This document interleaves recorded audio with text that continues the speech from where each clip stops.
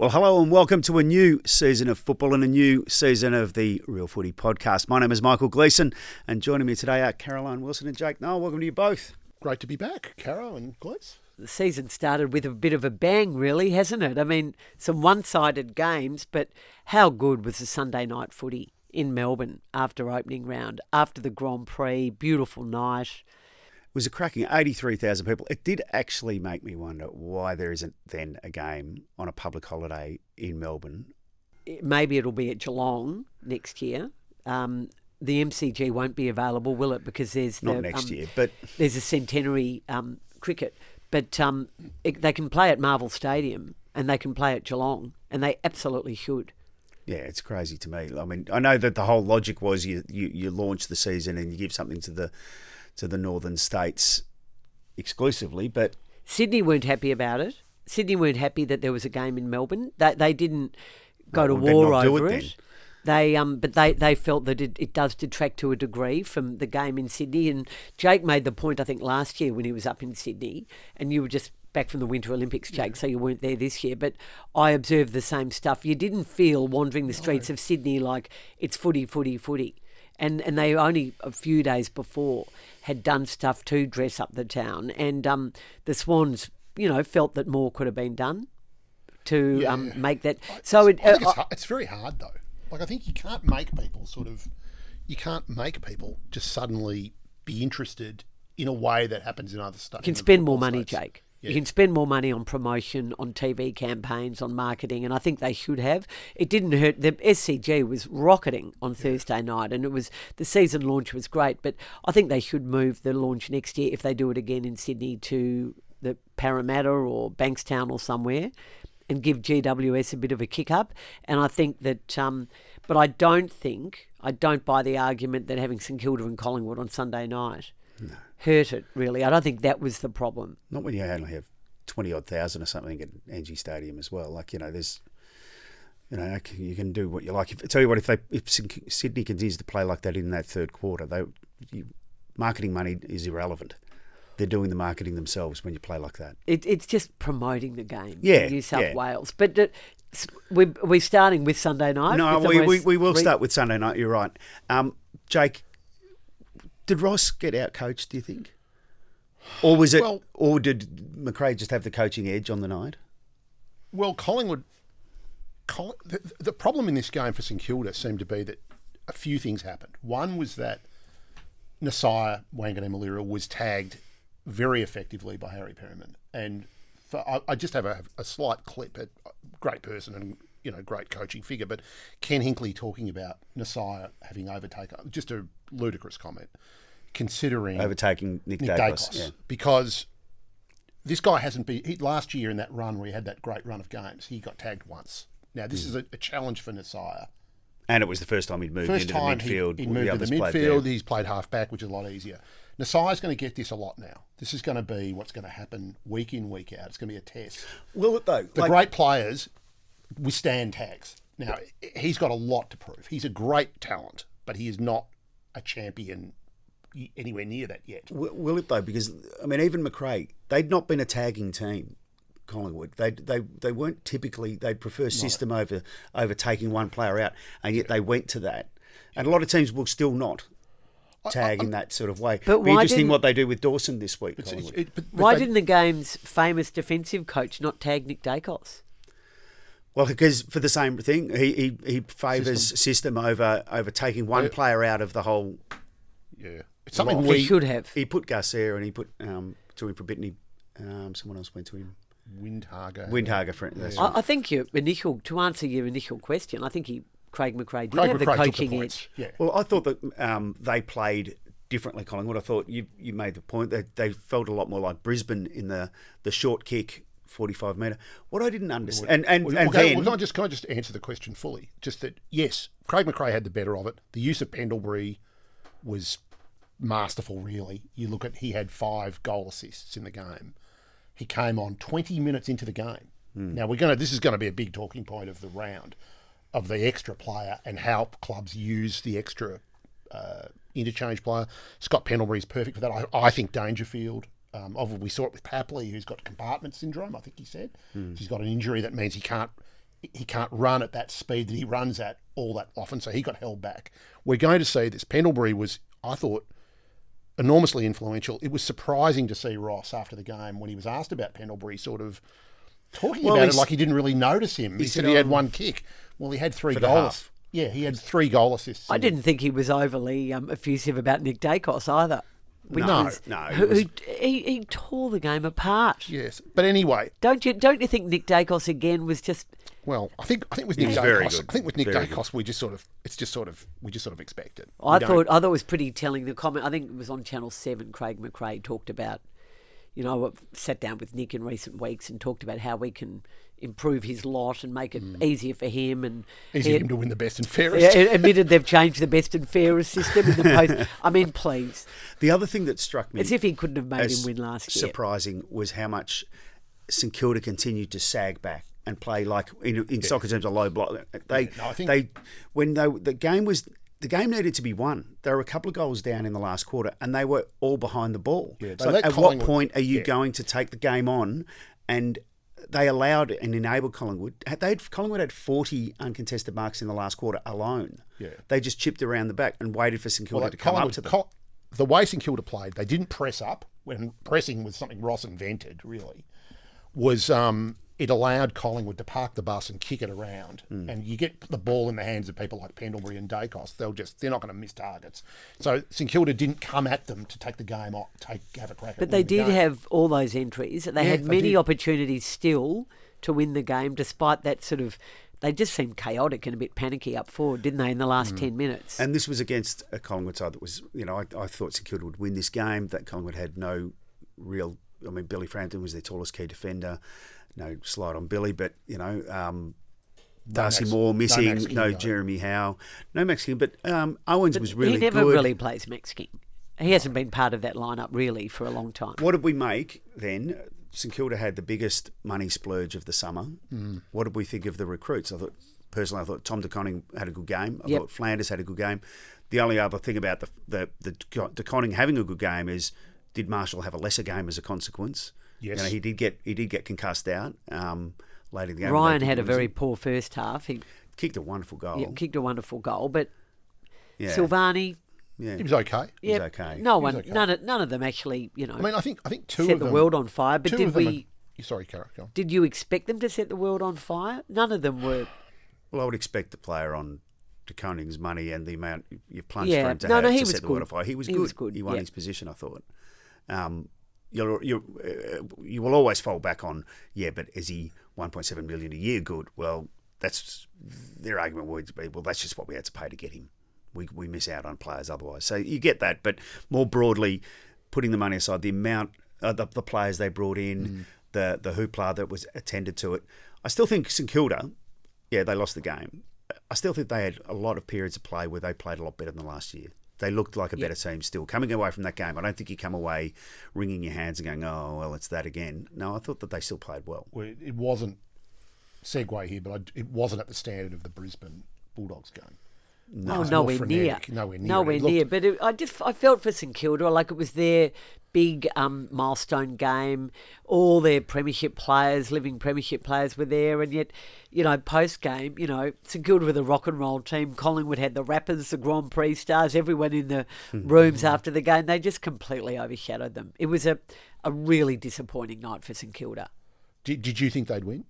Yeah, I did. Yeah, so I tipped them. But not. I wouldn't say I was confident. No. I wasn't overly confident. Yeah. I was surprised at how strongly favoured they were, really. But Collingwood, I guess, had not a great pre-season, but you just forget. You see Nick Daicos and Sidebottom and Pendlebury. I mean, when is it going to stop? Well, you touched on it before, but I think the new rules, the fifth on the bench, does favour, as you said, Dangerfield. I thought McRae spoke afterwards, after the game, how De Goey had blown up the GPS in the first quarter. So they basically benched him in the second quarter to save him from himself from injury, because he never plays more than about 15 games a year. So trying to manage him, I think a lot of clubs are going to use that fifth as a returning sub. Not play them, aim to only play them for 50%, 60% of the game, and just have them as that. It'll favour the burst player, a stringer or someone like that can just Which is why Papley was so. I mean, Dean Cox in a sort of a media briefing a day before the game told a few of us that this is what's going to happen because he's not quite ready yet. But a burst impact player like him who's not quite match fit. I mean, what a brilliant way of using when you've got a player like Tom Papley to have the luxury now. It's a game changing rule change. Yep, it'd be interesting. I mean, I'd watch on Dangerfield. I would say he would be a certainty, wouldn't he, to be. You would think he'd be used that way. Given you look at what he did in the prelim final, what he couldn't do in the grand final. This rule almost looks made for him. Be nice to get Danger to 400 games, wouldn't it? Yeah, he well, it could be. Well, the one that doesn't seem to need it is Dane Sorko. Yeah. He's 36, isn't he? And he doesn't, 37. 37. And he doesn't seem to... He just plays the game. He doesn't need benching or... Brisbane and Geelong, you've touched on them both there. Both losing, both grand finalists, early start to the season. Is there something in that? Yes. The far shorter break, well, not far shorter, it's a week shorter than the prelim finalists, but the such an early start to the season, to ask those teams that have finished in the grand final to play an opening round. I think you'd be less worried by Brisbane, although injury and suspensions have decimated them for this week. Geelong played a team that did make it through 2 weeks of finals last year, whereas the Bulldogs didn't make finals. So that was a difference there. I think for the Bulldogs to go up to Brisbane and win was extraordinary, but it was a very close game, and Charlie Cameron kicks that goal and it's a draw, or they don't... I think Chris Fagan was right. They relaxed in the dying minutes of the third quarter, and when it looked like Brisbane were going to put them away. The Bulldogs are really impressive. Geelong, to me, seem to have some issues. Or were they just thrashed, Jake, by a team that is going to be dominant this year? I think at Metricon, I think the Suns, I mean, who would you tip against them in a single game up there? The only game would be Brisbane. You'd even consider it, I reckon, with Brisbane. And Brisbane would need to have McCluggage and Andrews playing. I'm not, Brisbane, McCluggage and Andrews out, and I don't, as we speak. I mean, he's been off. He's been. Oh, I think 3 he goes weeks, for that. I think, and he has to go for that. I mean, he'll argue that he was throwing it back as an armbar block. Yeah. Still, at best, that's careless, and you've whacked the bloke in the head, and he's concussed out of the game. Yeah. So on each of those, I think Gardner will get off. I think that was just contesting the ball, and he had a bit of bump into him. Zach Bailey, I think, gets his week.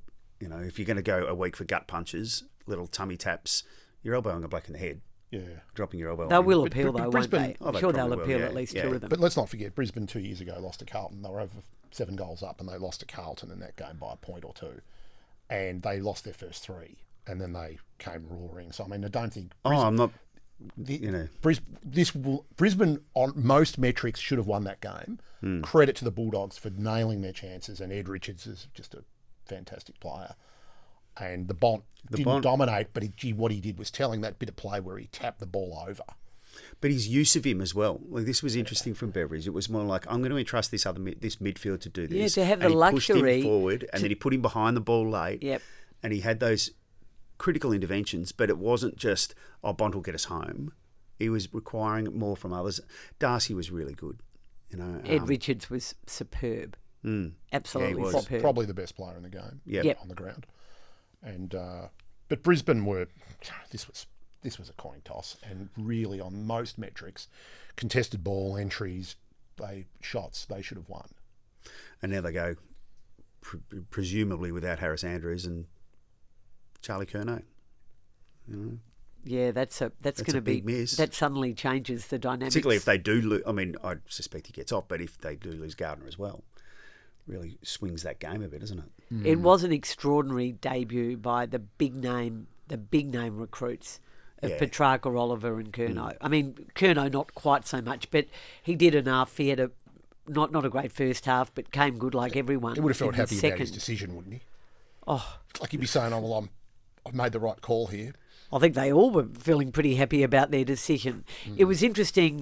You wrote in your 4 points column in The Age on Monday about why didn't Hawthorn have a crack we were at discussing Petracca? this on Sunday, Jake, about, you look at Petracca and his impact up there for the Gold Coast, immediate impact, and how good he was. Clearly the best player on the ground, I thought. And you think, that's and then you watch the game the next day and you think, that's exactly the player that Hawthorn knew they needed, Did they have a? Well, they spoke with him. They had a did, chance. but they were all in on merit. And you go, well, one was always more gettable than the other. Now they may not. Petracca could have knocked it on the head straight away as well. He said, "No, I actually just want to go to the Gold Coast. I want to get out of Melbourne." But you did look at it and go, they're very persuasive, Hawthorn, in getting people to come to them. I think if they'd gone, had they gone harder, or were they convinced that they could get merit? Yeah, I said this on radio yesterday. I felt that had they offered the same deal that they offered for merit, I think it would have gone close to going through. Whereas the calculus on Essendon was that Hawthorn did not understand just what they were up against with Andrew Welsh in particular, and that the enmity between the clubs, the way they felt about Mitchell meeting with him and all this stuff, it just blew up. He was captain and best player, captain and all this stuff. Whereas Melbourne pretty much wanted Petracca to go. Yeah, and they had a new coach. So the reading and they got a good deal. So it's not just chasing the player in isolation. It's looking at the player and what you can feasibly do with a deal before you commit to the player. And I think that's where Hawthorn. Melbourne got a better deal than they would have from. They got a better deal from the Gold Coast, yes. Yeah.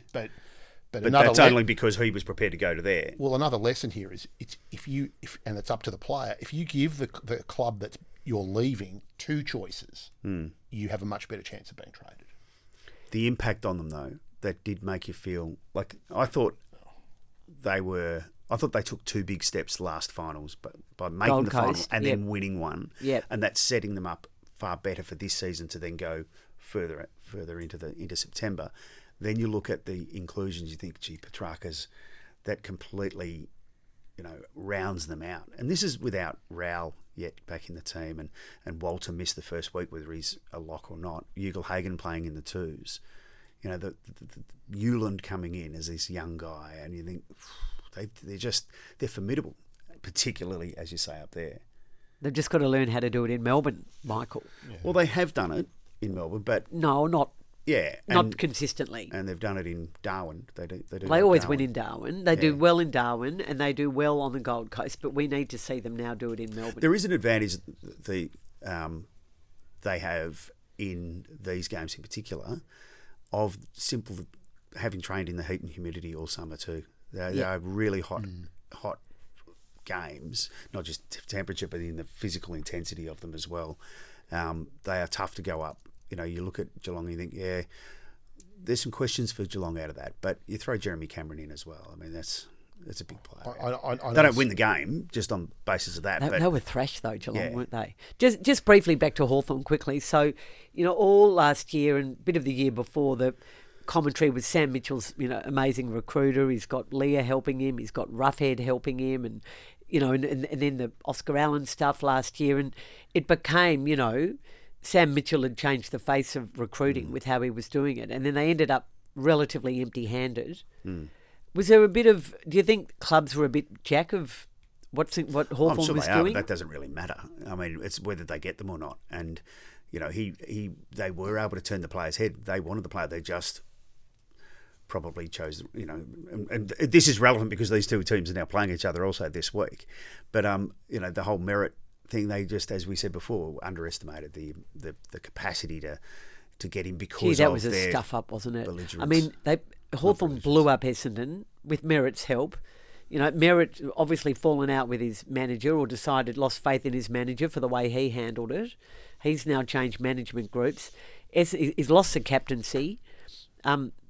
Is that true, that story that he went to Essendon for a new contract extension at the end of all of this in recent months? There'd been discussions of it. No, I don't think he went specifically there then, and it hasn't yet happened. But in those conversations, so he was given a contract extension, and he was front-ended some of that contract. So he's comparatively playing on less this year and next. And the club said during that repeatedly to him, if we revise it, would that change? And he continued to say, no, it wouldn't change anything. I still want out. So he wasn't doing it based on money. So he did, but he didn't get he still hasn't had the extension. No, but he probably will do now. Some sort of revision of contract you would expect if he's prepared to. Why would you give it to him after the way he behaved? Well, if they suspect that would. They still know that he's their best player. Well, he's contracted for another 2 years, isn't he? 2 years. So why would you recontract him? If he turns around and says, now I do actually want to stay, and I've realised that that's it. Will he be the player he is now in 2 years? No. I wouldn't. I would not for a moment give him a new contract or a pay rise after what he did. I am critical of Hawthorn, because I think if you do this stuff, Jake. Well, I felt at the I know time, we're reheating old reheating soup, it, but they should have got the deal done. Well, They should have. well, they Well, it's too easy to say that. You can't get the deal. They should have realised it very early on. This isn't going to happen, and pivoted, and maybe pivot to someone else. Fair you point. can't force a club to do a trade they don't want to do, and you can't just get a contracted player out. It's not on them. Well, the only thing that's on them is not acknowledging early enough the difficulties of this. Sorry, I think that they thought that Essendon would crack under pressure of facing this situation where someone wants out and it's their captain and it's causing damage. And do you applaud Essendon for not cracking? Oh, I do. I do too. Yeah, I think it was as I said, and there was wrote at the time. There was the line in the sand 21 years ago. This was Essendon's line in the sand off the field, and that's how this is going to play out. They couldn't. They had to hold firm. I reckon. I think so. But it was interesting too, because obviously they wheeled out those, Redmond and Martin to Pete Ryan and to Cal Toomey at the AFL website to, put out a message, having a crack at Merritt essentially, and saying, they were disappointed, and that was an unusual. That was a sign of where Essendon's thinking was, and a lot of it was that there was a change of precedent, and Andrew Welsh who played in the line in the sand game. More specifically for that game of the weekend, though, how much do you read into that as an alarm for Hawthorn? Because I thought they'd win that. I thought looking at the injuries from GWS, Taylor Green, Kelly. Well, I went up to Sydney last year for that first game. Will Day was just unbelievable, and he shades of James Hird and how he moves around the field. I thought, gee, with this guy, they could win the premiership. And it's almost as simple to me as he swings them from being a fringe 8 team to being a top 4 potential team, and they don't have him. And if they'd gotten Merritt, they had coverage, or if they'd gotten Petracca, they had coverage, but they don't have that player. So Hawthorn's midfield is and in the watch. meantime, they lose Warple. The depth. Yeah, they lost Warple to Geelong. To their midfield. So it's just. I think it's mainly personnel, but the Giants, we forget they have brought in players underneath. Finn Callahan's still there. Cornelio's still there. So we looked at who wasn't Clayton Oliver. Clayton Oliver stepping in, and he stepped in for Tom Green. And could you script a more suitable replacement if Clayton Oliver plays anywhere near his best, which he hasn't for about 3 years? Does Petracca and Oliver's performance say more about them and their poor leadership at Melbourne, or about Melbourne and the poor environment? Very good question. I think you can't. It's one tie game, them both in. But we've only got one game to go on. That Oliver was confronting and were very different to Petracca's, and whether that was manageable better by the club or not, I don't know. I suspect not. New environments for both. I think that's more the point. I think the question for Petracca for me was whether or not he could get back to playing like he did prior to King's birthday when he got cleaned up. Now, he's shown that he can. And him back to that sort of form completely reframes everything. Now, I didn't think he'd get there. But Oliver, it's one game. We've seen him have some good games at the end of last year, but didn't look the same player.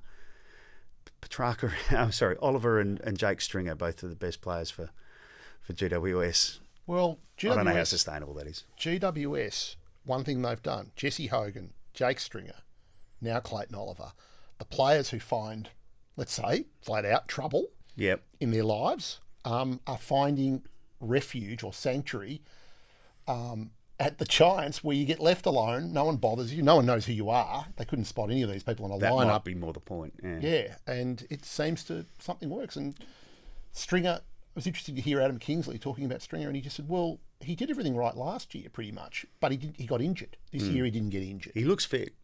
And he hasn't always. He's looked fat at times. He slammed his finger in the door of a bus or something, didn't he? There's always something going on, Joe. But I think it was a team bus. I don't think it was. But also, he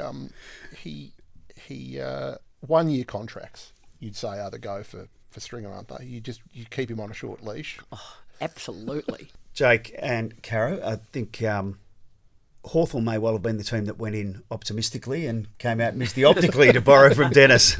It wasn't a very emotional week. For many people, it hadn't been reported on, so it took the public by surprise that Dennis had passed. Obviously, you'd had some contact and were aware of his illnesses and trouble. But for someone who hadn't played the game at this level, such a big figure in the game.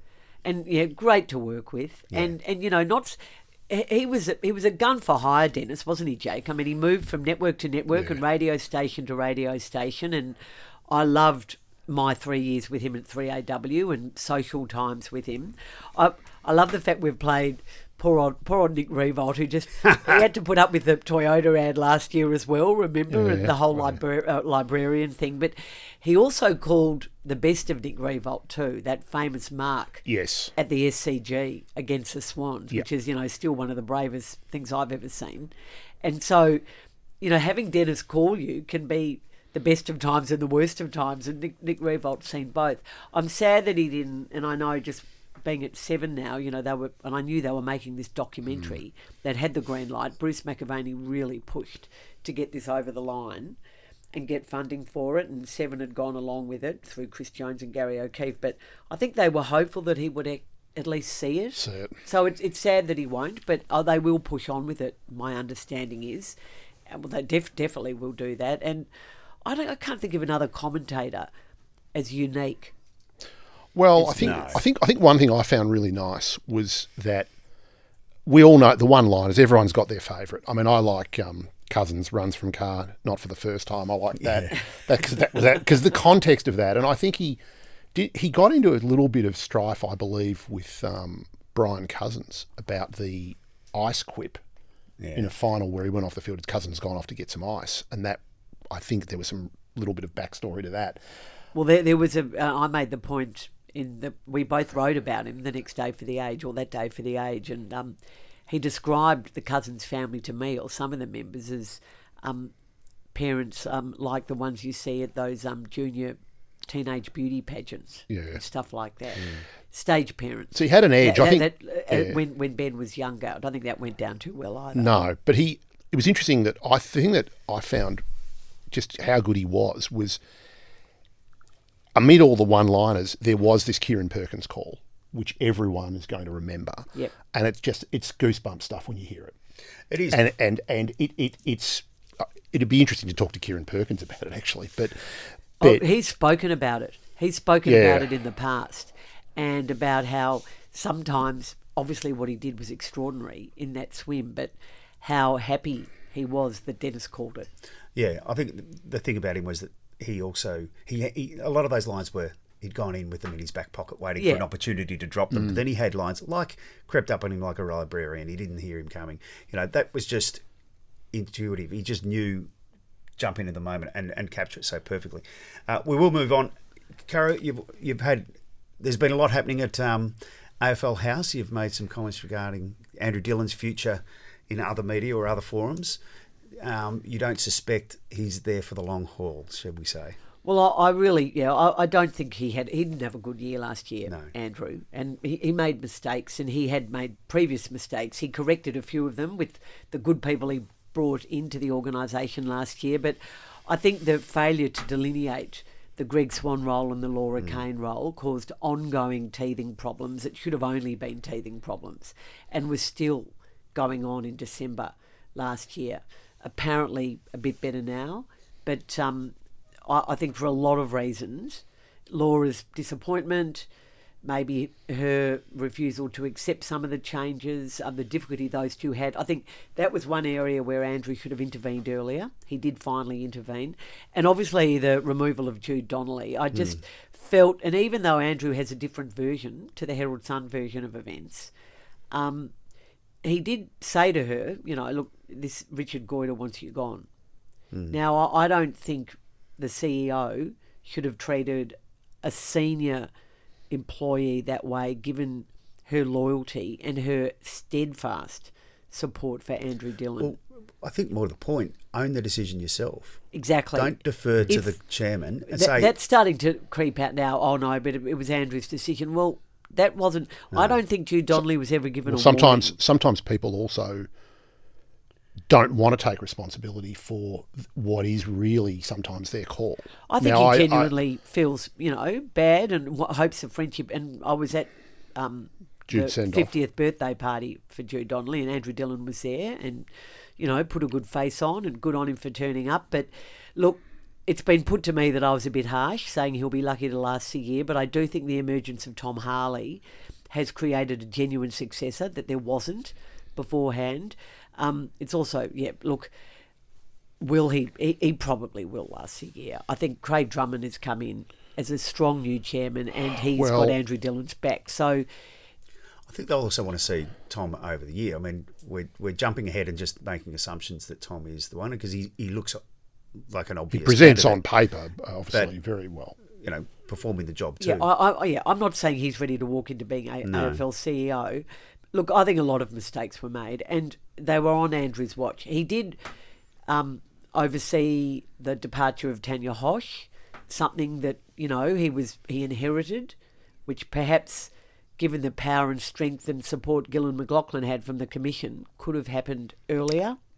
To be brutal, but and I think that, as I say, Craig Drummond is a new broom. He'll support Andrew Dillon. I think he'll be a better chairman than Richard Goyder. But better for Andrew. I was disappointed in some of the things that happened. Really disappointed. I think he should have been stronger in bringing in Brendan Gale. Would have been a brilliant number 2 COO or whatever he was going to be. But he allowed others to sort of change that decision, and which led to the employment or the promotion of Laura Kane. Which, look, she's going to, as everyone says, she's a very, very smart woman and a good operator, but she was not ready for that role. No, I think she. Just another thing. I think Craig Drummond, like everything I hear and know about Craig Drummond and his past, much stronger on governance than Richard Goyder, and I just think he's going to be a formidable chairman. He won't be popular with the public.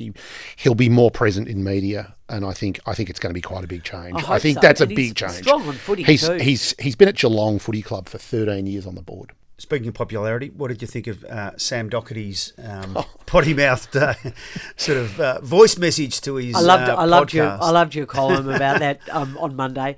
Look, it was very funny. Was that a setup? I don't know. Because Gorringe has dudded his supposed close mate. Yeah. On the face of it. And Sam Docherty said he didn't know that was going to go to air, but he's saying to people that he and Gorringe are fine. Now, if a best mate did that to me, I would be furious. I'd be doubtful a person that has seemingly from the outside managed his brand, for want of a better term, or an image, and in all his public comments so well over his journey. He's a good commentator, but he never really makes any outlandish comments. No. But over the whole course of his career, he's been very, he's had an awareness of himself in the media. To then go, put this thing to where I'm swearing like a plumber. Well, was he just really furious and disgusted? I think he was speaking for a large body of Carlton supporters. That's one thing I would say. Was he speaking for a large number of players in the locker room? Because that's question I had. Question, It's another step towards the departure of Michael Voss. Well, let's face it. It is. But you've also, seemingly it is. But you also have to look at it and go, well, the first half, they were bought in on what Voss wanted them to do. They have a connection. So he's got all of that part of the game right. It's just that when this other thing, when this momentum shifts against them, even the players go, well, it's the same old us. We keep falling into these same problems and approaches, and we let teams come at us that way. Why is it we can't fix this? Is it us? Is it him? Is it the game? What is it? What did you think, Jake?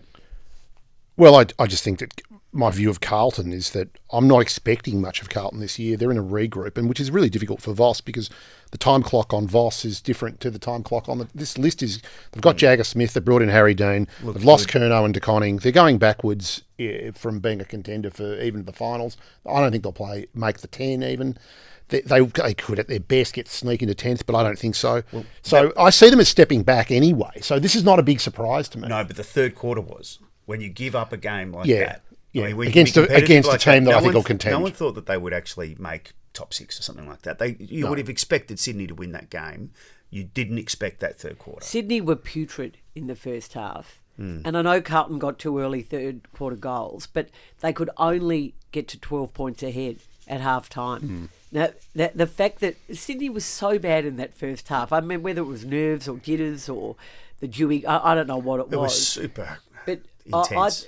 It was super intense, but they hung in there to the point where Carlton couldn't put them away. And to me, that was a problem for Michael Voss. And you've got a CEO who's put out a press release saying, well, he will coach into 2026.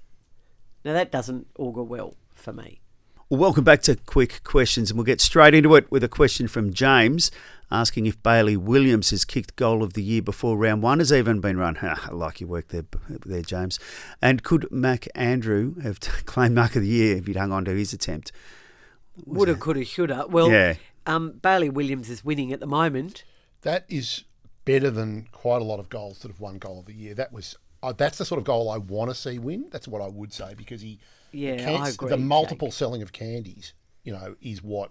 How many players did he get through to kick that goal? Oh, about 4, I think. Yeah, I thought stepped around 3 or 4. It would be a worthy winner. It would be how I'd put it. Someone else might do a. Tell you what, Liam Ryan's goal from the boundary, it was a set shot, but that was a hell of a kick. It was a great goal from the Dom Sheed pocket. Dom Sheed pocket. The new rules come in this. We've had our first taste of them, our first sample of the 5 games. What was and so we'll run through them quickly. The main ones: the ruck rule, the 5 on the bench, and the last disposal out of bounds, as well as the stand. There has been a revolution. We should say that. And Jake wrote last week about the fact it looks like they're going to move the grand final start time too. I mean, what Andrew Dillon is showing is that he is looking for change, and Greg Swan has come in and done it rule-wise. Definitely the 5 on the interchange for me, because we spoke earlier about players like Papley and players like Pendlebury, and what they were able to do is impact players for various reasons. That was a telling one for me. Yeah, definitely the 5, because that's what happened.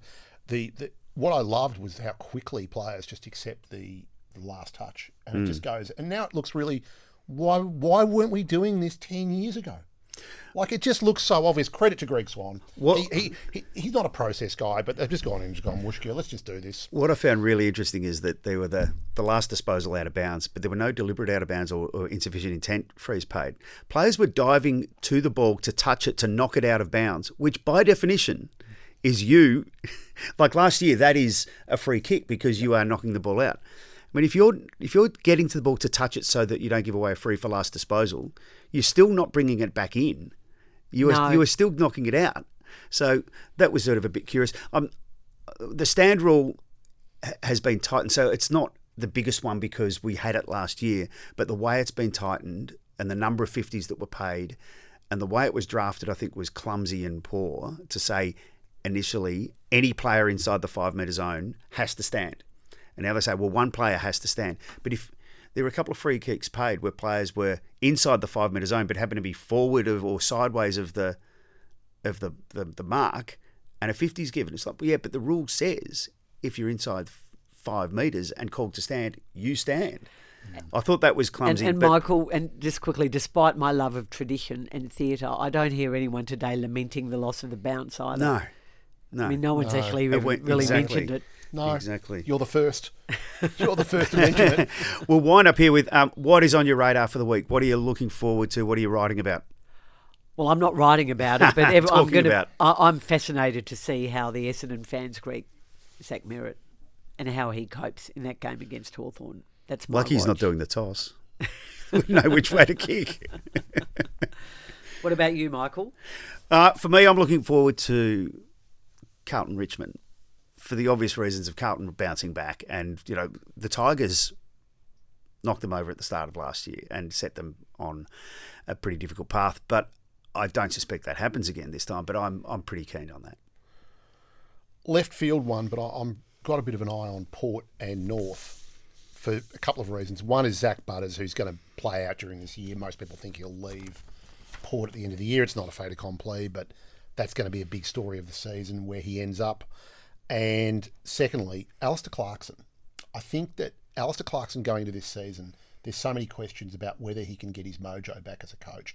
Can he coach this team, which has now got a fair bit of talent in the midfield, to a level that he has to get them to? They have to. North, there's the 90s players, there's a bit of rumbling. Can he get this team to defend properly?